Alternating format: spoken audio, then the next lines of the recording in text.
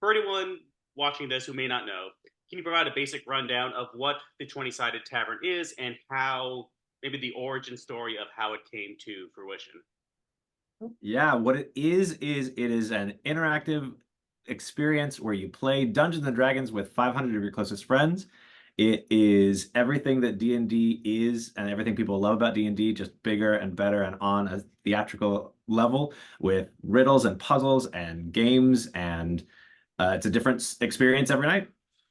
And it's a show, right? It takes place in a theater, Yeah. right? We're in Stage 42 in New York, which is right on 42nd Street. And we have created a theatrical experience that allows the audience to become a player in the game of D&D that we're putting on for everybody. And when DAGL says it's interactive, we have this interactive technology called Gamiotics, which is my software company, that's a web-based piece of software. So there's no app or anything to download that allows the audience to effectively have stakes and make choices that affect the narrative and are affecting the story and are affecting the action of what's happening live on stage and in real time. So that every time that we put the show up every night, it has the possibility to be it's a different show. So it's never the same show twice. With you and And there's also a lot of analog interaction as well. So in addition to the digital, there's also a lot of getting up on stage and playing fantasy beer pong, coming up and potentially being a character in a scene, rolling the dice and maybe taking some shots with us on stage. So there's sort of an ability to interact at the level that you're comfortable with. So you can either stay in your seat and use the technology alone, or if you're a more rambunctious type, you can get up on stage with us and see what happens. So if you take the idea of like what is a D&D game, it's you and your friends get together and you make a story, create a story together and make actions. Like we've done that, but we've now blown it up to a huge degree. It's like we all create a show together every night. That's amazing. So I imagine there's a good amount of improv at play, or is there kind of a script that tells you how to get from, like, we need to get from this plot point to this plot point, but you can do whatever you want between Yes, you? and All the above. Exactly. Yes, We run a module, and the module for this one, we can talk about what it's called. We can, yeah. The module is called Carriers of Chaos, which is the story within the 20-Sided Tavern right now. And we know, like you said, that we're getting from A to B to C. We just never know exactly how we're going to get there. And the ending is based on how well everybody has played the show that night. And how well you played a show that night determines how easy or hard the next show will be. The next show. So there's a carryover? Oh. So the storyline doesn't, but essentially we have sort of like difficulty paths. So if you did a really good job at the quest, it means you have made a world that is easier for the heroes in the future. And if you mess up, it is harder. So this might be a question for DAGL, but in terms of like the show's origin, was there a particular game of D&D you played and thought, this could be a stage show, or like where? Because I imagine you all play D&D. Was there a game that? I don't think there could ever be, from me or from any of the three of us or from anyone, one game that made this want to become a reality. We really, the three of us, all came at it from both similar and different angles. At the same time that we were all sort of ideating on shows, we all knew that what was important to us was audience engagement, giving them a voice, breaking down that fourth wall, and giving them stakes and agency and authenticity to an experience. And just so happened that we all were big gamers and D&D fans as well, and met at the same time at the right place at the right time to put those passions together. So there were some limited showings of 20-Sided Tavern in Edinburgh, Chicago. Was there anything you learned about putting on this kind of show from those performances and are now bringing it to the New York stage?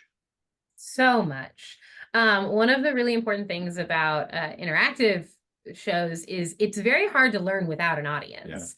Yeah. We can sit and we can write and we can ideate on game mechanics and we can play as much D&D as we want, but until we put a show in front of an audience, we really don't know how things are flowing or how choices are balanced or how, what is exciting and not exciting to an audience. So we learned a lot from Edinburgh and from Chicago, but I think the thing that really always sticks with us is making sure we're listening to the audience and saying, all right, what's working for you? What's not working for you? What are the things that you are really excited about versus what are the things that maybe don't feel like D&D on stage to you? Exactly, because we've never learned the same lesson from any audience. We're always learning what is specifically going to resonate with the people of Pittsburgh or the people of Chicago or the people of New York and people of Edinburgh. And the luxury that we have with this show that is so variable is that we can respond to that really immediately. We never stop writing the show. It really, you know, there is a moment where it's supposed to freeze, but we say really it's lightly refrigerated. So, and we're this weird cross section of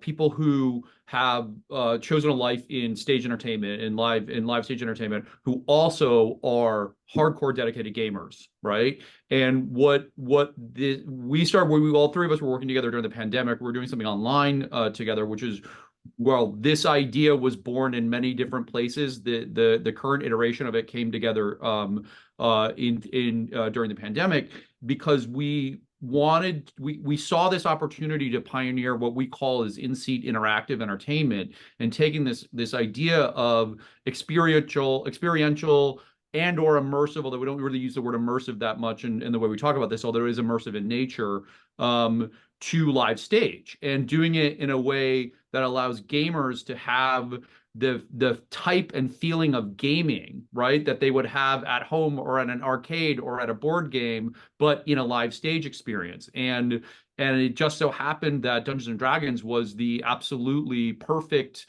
thing that we all love, that we're like, well, we think we can make this, we think we take this thing that we love and marry it with this idea that we have conceptually and see what happens. And so part of it is that no one's ever quite done this before, right? The way that we've done, no one else is quite doing this. I mean, this blend of our technology and our stagecraft and the improvisational in the script. And there's a huge credit to the script and the game design that Sarah and DAGL have, which is they've designed it in a way that is dynamic. And so, as Sarah said, like, there are variables and conditions at the end of one show that affect the top of the next show, right? And then there are variables and conditions in every show that affect what happens between first and second act, right? That are never the same choice. So we've designed this whole idea, part using the Gamiotics platform to build something that no one's ever quite seen before. And so, like, we never stop learning. We're never going to stop learning, right? Like, it's just like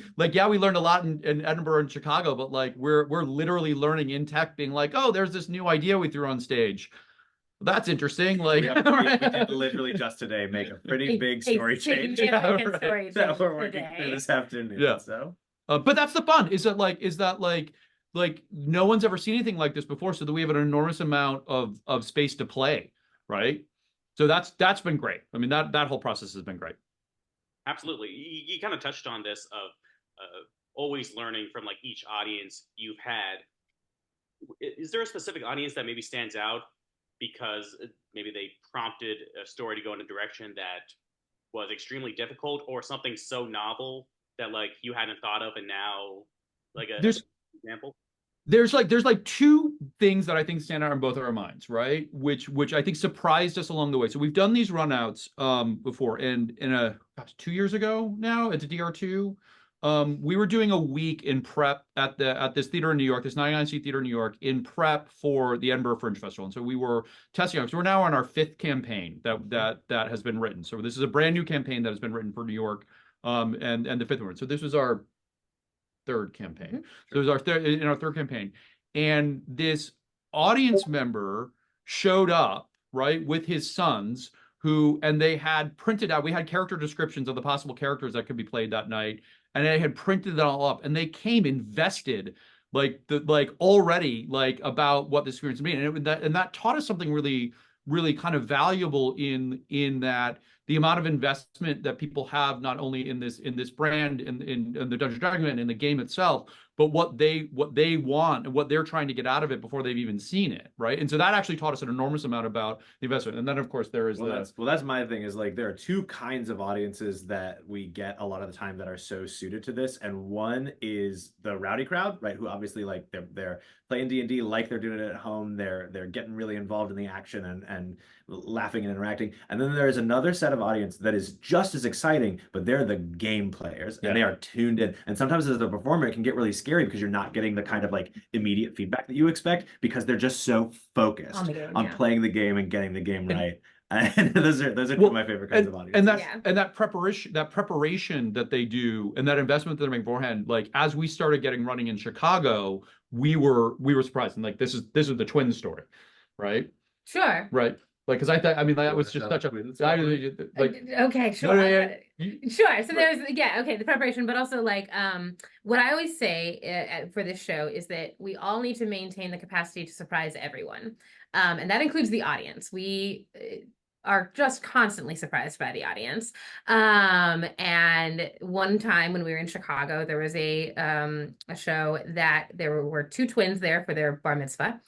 And there are moments throughout the show that we will ask for an NPC name, and the audience, 500 of them, will scream a wall of sound at us, and we have to like pick out a name that we heard. And these two twins were screaming this name multiple times.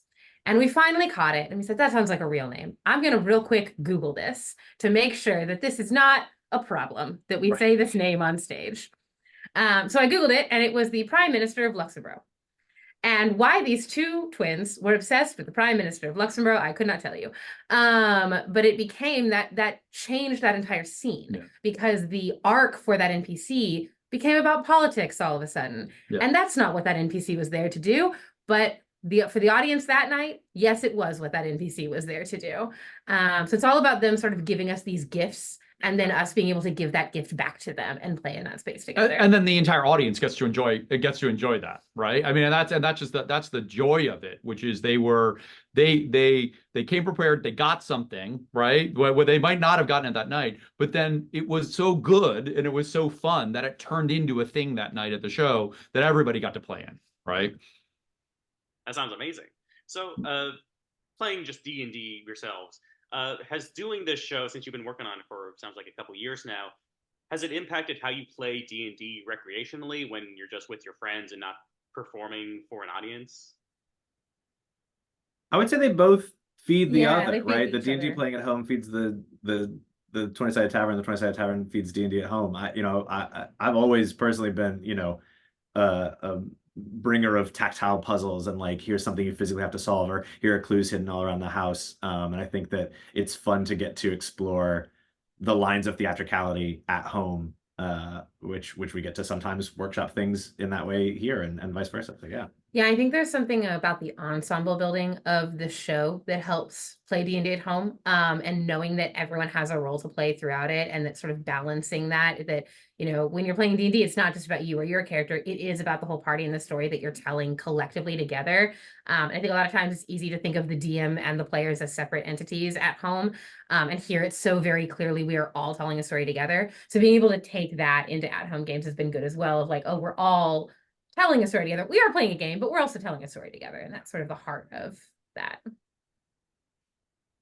So I primarily run a movie and television TikTok, so I'm curious to just get your quick thoughts on last year's Dungeons & Dragons Honor Among Thieves, and if that movie maybe kind of created more interest in 20-Sided Tavern, if at all. I loved it. That was a great movie. It's a great time.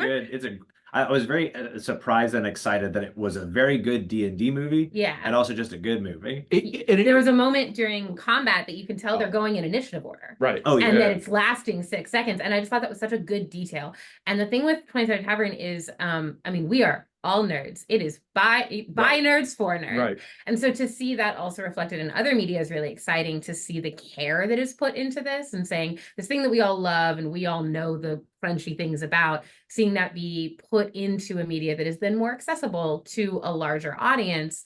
I think it's really important for us as gamers to be able to share our passions and things we really love with folks that maybe think it's not accessible because of the crunchiness.